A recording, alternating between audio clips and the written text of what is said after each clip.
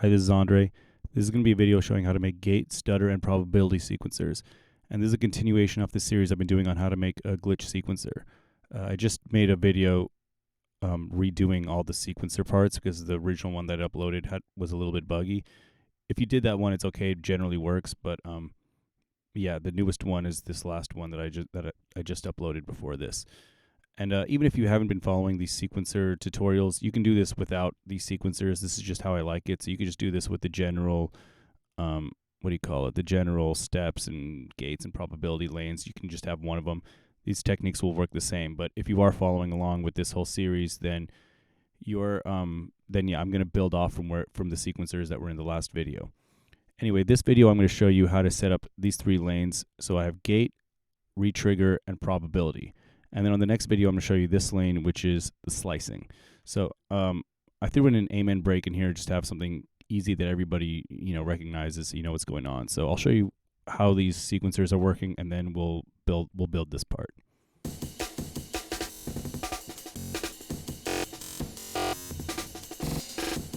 So you see, basically these lanes over here are the stutter lanes. So anywhere that you draw one of these in, so if I turn all these off, anywhere where you draw one of these in, you'll have like glitchy kind of stutters. And the higher you go, the faster they go. So if you go up, it becomes like very fast, like tonal glitches.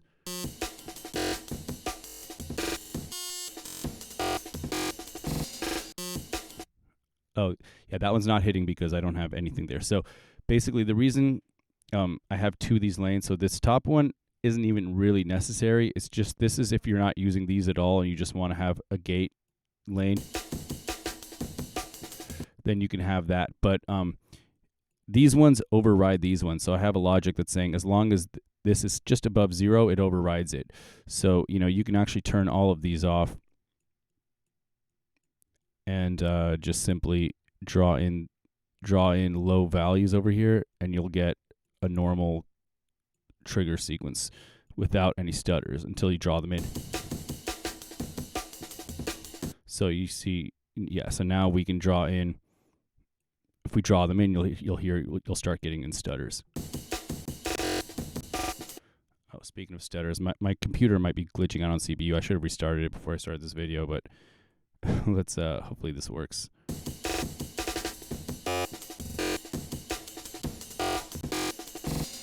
Oh, that one didn't have a step. Okay.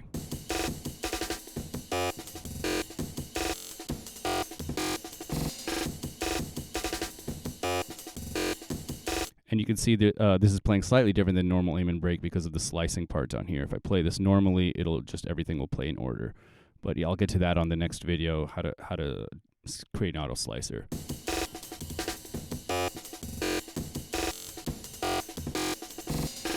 Yeah, and some of the things I'm doing here might be obsolete with this new Bitwig 4.1 because they have all of these retrigger and like note devices and things. I don't have 4.1 yet because my Bitwig subscriptions expired a couple weeks ago, so I haven't updated it yet. But either way, this is kind of a fun little way to do this stuff. So let's just go ahead and get into it then. And here, I guess really quickly before we do all that, so if you followed the last video, this is all the section that's running the sequencers. This up here is the stutter part. This down here is all the slicer. And also, if you haven't followed the rest of them, so the way that I have these sequencers laid out, oops, I moved one of these knobs. Okay, just get all the knobs back in here. So yeah, if you haven't watched the last video showing what these sequencers are, or the introduction video, or any of that stuff for this whole series, basically the way these sequencers work is that you have a few different knobs. So you have the timing, so you can play them slower, that, so like that. You have direction options, so over here it'll be reversed. Obviously it sounds very weird. You have pendulum.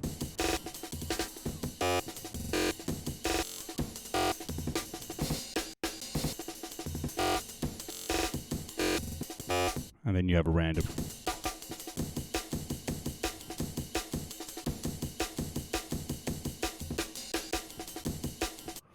All right, and then the other option you have over here is the length. So you can have just one of these sequencers playing,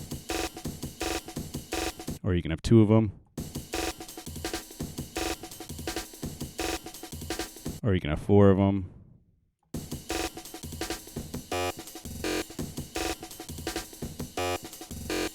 or you can have eight of them. And then all the direction and all that stuff works no matter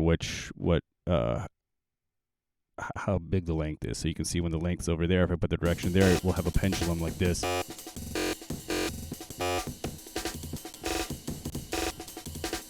All right, so that's kind of the overview if you didn't watch the last video. So now I'm going to close this, open up just the sequencers.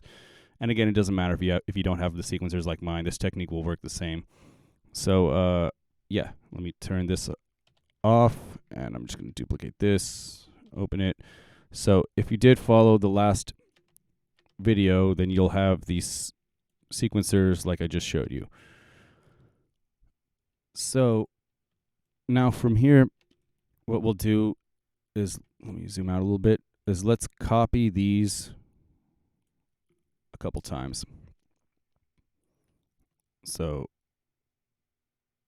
that one will be, so this one will be the gates. And then here first, let's do this. Let's turn all of these into gates, because you have to, the steps won't convert to probabilities, but gates will. So, oops, let me just get this there. Convert that to gates. This to gates. Just each one of them to gates.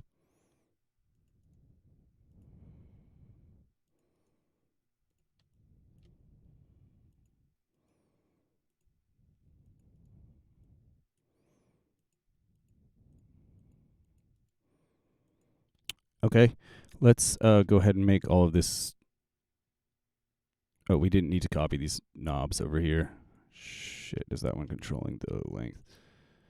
Okay, let's just run this length from the length down there, because I didn't mean to duplicate the knobs. I was only supposed to duplicate these parts, because these are all running off the same lane. Because basically the idea is I'm going to have all the stuff related to gates running off running off of like all this timing, and then I'll have the steps and the and like the transposition and pitch and everything else running off different timings.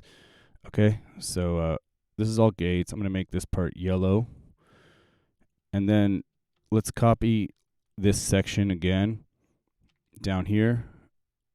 And we'll call this, and let's make these ones all probabilities and make them all purple. And part of the influence for this kind of sequencer was when I used to use Eurorack, there was a module called the Malekko Varigate 8, and it had kind of similar features. So it had like, gates, probability, stutters, and all that. And so I kind of wanted something similar to that in the grid. So anyway, yeah, let's change each of these to probabilities.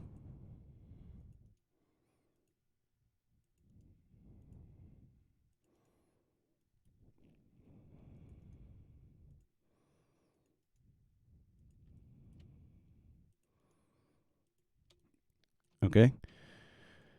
And now let's, all right, first thing, let's drag these down and make these a little bigger, because it's kind of hard to see where you're at with these stutters.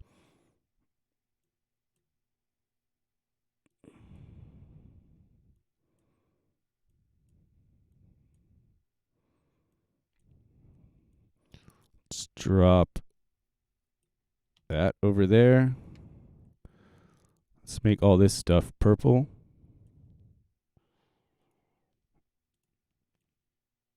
Okay. Bring this up here. And then, yeah, now that's kind of how mine looked. And now, so this isn't too complicated. If anybody saw a video I made about a year ago about making a live, like glitch stutter effect, it's basically the same exact idea, except for that one I was controlling the recorder device, or two recorder devices, so it was stereo. And this one, instead of controlling the recorder device, it's just going to be triggering the gates. But so what we're going to do is, first of all, let's set up a whole array for the stutters. And so, yeah, this is going to look exactly like how I did it in that tutorial. So first thing, let's grab a split, and a merge. And let's make them both have 8 and set them both to nearest. Okay, and then let's, for the first one and the last one, we're going to need scalars. The last one's going to be 2 over 1. The first one's going to be 1 over 2.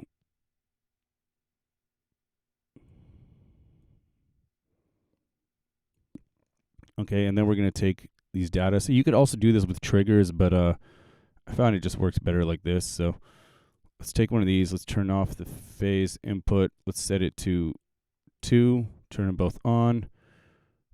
And now let's just duplicate this so we have several of them. All right, anyway, let's just run this one into here.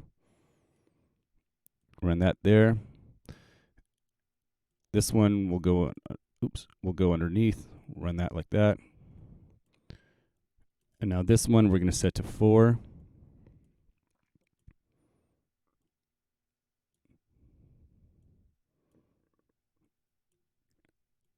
All right, this one will be set to 8. And then you can set these however much you want, depending on like what the timing of your stutters you want to be. I mean, the way I have this is basically for getting really, really fast glitches if you want. 'Cause that's just kind of what I wanted with this. So 16, 32, 64, and then just duplicate this one. And so let's just wire these in.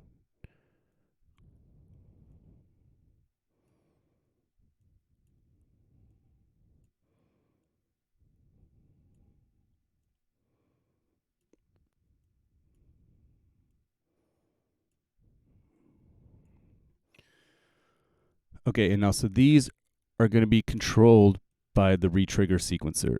So this, yeah, we don't need this oscilloscope. So this is the retrigger sequencer. And wait, is this one the retrigger sequencer? Yeah, let's make all this blue, just so all these colors match. Or which blue is it? I think it's that blue. All right, so that's the retrigger sequencer. Let's run that into the control input over here and the control input over here. And then we're also going to need another little setup just to change the timing that's coming in. And it kind of depends where your timing is. So I actually had different values on the old version of this, but on this one, I had my transport set to 32 over 16. I don't remember why I did that, but since that's the way I did it on this last tutorial on the setting up this sequencer, I'm just going to follow everything up from this version. So yeah, if you did the old version that's 16 over 16, you just have to adjust the values a little bit. You can play with it and figure it out. It's not too hard. So let's just get now another split and merge. Let's set these to 3 each, and these are just going to be so we have different kind of divisions we could do for the repeat time. So also, like if you're at halftime, double time tempo, or whatever, you get different options. These need to be on nearest. I just set the other one to linear. Yeah, nearest to nearest. Make sure I did that for these. Okay.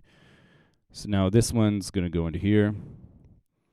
This one is going to come from our main tempo, which was this. And then we're going to get 3 scalars. So let's go to the scalars. 1, 2, 3. And the values I did were 32 over 1 for this one, 16 over 1 for this one, 8 over 1 for this one. And that's it. Now we're going to get a value. Call this retrig rate.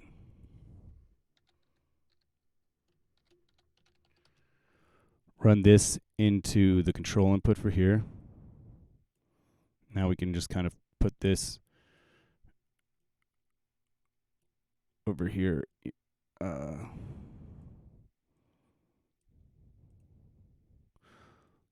Let's make these all yellow because these are all just related to the gate, the main gate one that is there. Let's make this one the same color as that because that's related to the retriggers. I thought I just labeled it, but I guess I didn't. Retrig rate. That's kind of really hard to see with all that. Let's just bring it down here. Okay, and then I didn't wire everything in, did I? Okay, so this needs to be wired in. Now, we don't need to see any of this stuff on the interface, so we can just kind of move that off into space. And then what we're going to do is, so this is going to go into a select. And it doesn't have to go into the select, but the reason I'm doing that is that I want whenever the gate isn't being pressed, I want it to just snap back to 0 so that we don't get stuck on like a really high retrigger, so that when you first hit your keyboard, you don't get stuck on like a really fast stutter somewhere. So let's just find the gate module. It's over there. Okay. And now, so this is the output from this whole stutter array. And so this is, and so now what we're going to do is basically create just a couple of rules that are saying that if these sequencers are above 0.01 or 0.02 or whatever, then it'll switch over and take over from these. It'll override these gates up here. And then we're also going to set a rule that says that depending on where the probability is, we're going to get a gate or not. So the way we're going to do that is, let's do this. First of all, just to keep everything making sense, I'm going to do this and call this repeat switcher.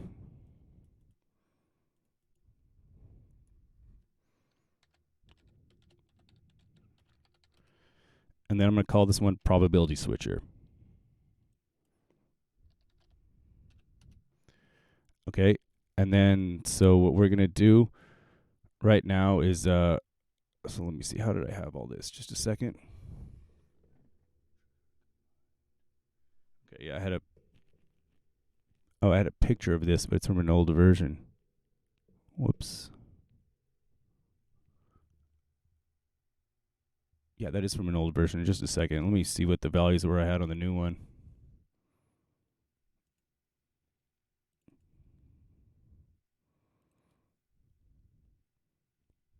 Yeah, okay, this was an old version.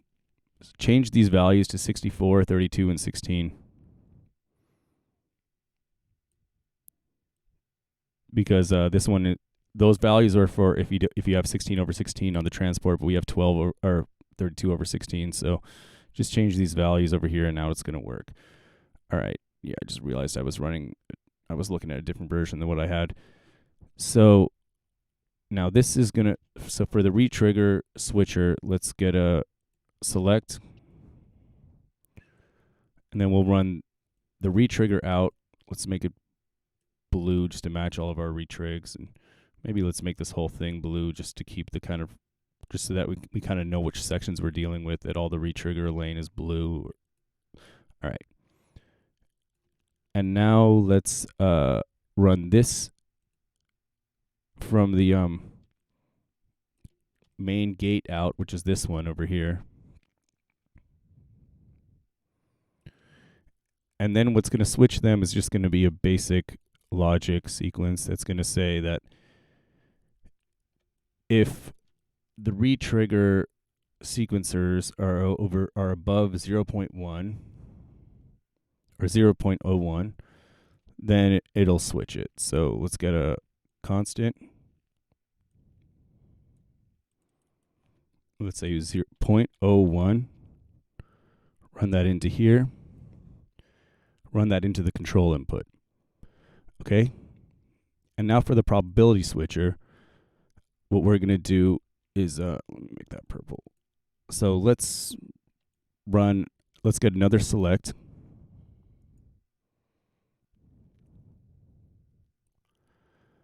And then we'll run this into the lower input. And then we're just going to do another basic logic sequence. So we're going to say that if these probabilities, so the probability is either going to put out a 1 or a 0. You know, it's not putting out gradual values, because basically, depending on where this is the likelihood you're going to get a 1 or not. So what you can do is just simply say that if the value is above 0.5 or point whatever, it doesn't really matter because it's anything between 1 and 0, then it'll open up this select. So if it doesn't open up the select, you don't get a gate. Okay, so let's go to math. Call this 0.5. Run that into here. This will be the control input for this. And then this will be our gate. This will be what runs into the sampler. Okay, so let me get a sampler over here. Turn this off. I'm just going to turn off the pitch for right now too. I think I deleted all the output stuff, right? Yeah. I'm going to throw back in an amen because on the next video we're going to do the slicer, and I think amen's something that most people have. So I'm just going to put a short envelope because we don't want to hear the whole loop. I just want to hear little parts of it right now. And then let me put a mixer here too, just in case I need to bring down the volume a little bit. I don't want it to blast in the video. So let's get an audio out over here. And now, so this will be our gate input over here. Then I think I have an amen up here somewhere. Amen. Let's see. Okay. Right here. All right. So, oh wait, let's turn off this and let's run the gate input for the envelope also from here.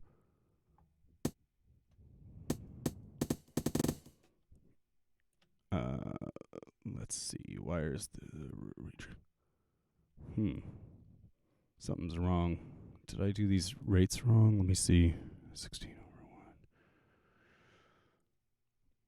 1. 64 over 1. 1 over 2.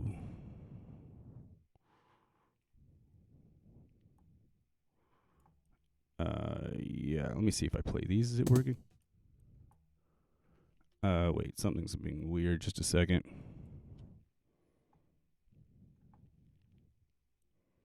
Oh, is the probability down? Is that what's going on? Yeah, the probability's down.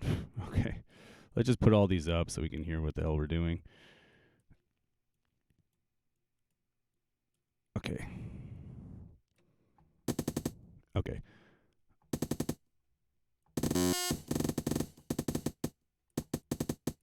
So one thing, let me just bring this back down so we can just see which one it's triggering because the way we want this set up is that if it's triggering the first one, we want to have one hit. If it's triggering the second one, we want 2 hits.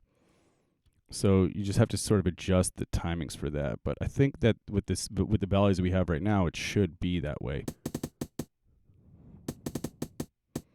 So here, let me just turn all these off so we're only hearing this sequencer right now. So if we're over here, this should be the lowest input. It should just play straight.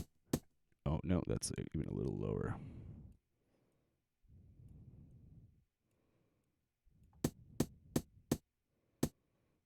Oh, no. Then it should be here. Okay, yeah. Because of the repeat rate, I'm going to put it in the middle, so now we get 1 on each. So the reason I have this knob is depending on the tempo you're at and all that, you might want to adjust it. So this basically gives us that if we're in the middle here, we get 1 when it's in the lowest position, and then as we bring it up, we'll get more.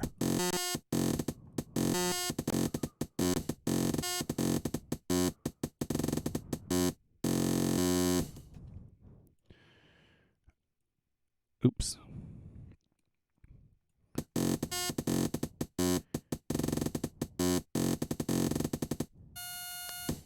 Whoa, what happened there? Oh, it's because these are up so high. I didn't see that.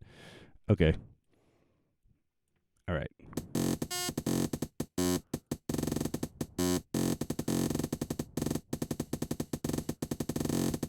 Oh, shit. We're on pendulum mode.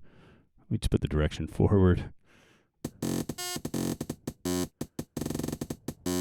And then, yeah, now, so if we bring down some of these probabilities, we're going to have, like, some of them we're not going to have hits.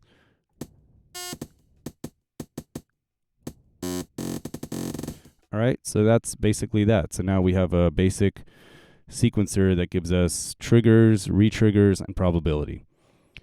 And, yeah, so that's that for this part of it. And now if you followed along with this, then you can just carry this over to the next video that I'm about to do, which is going to be the video about setting up the slicer. And even if you didn't do this, the slicer video will still work, but you might have to just adjust it for whatever your sequencer arrangement is. Okay. Yeah, actually, before I move on to the next video, let me just move this stuff out of place so that if you jump into the next video, your setup will look the same as mine. Okay. Let me just grab a label.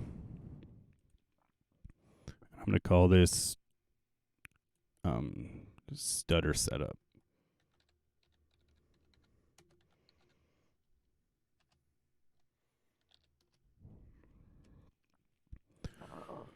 Okay, cool. So thanks for watching, and yeah, check out the next video. That'll be on the slicer. Okay, bye.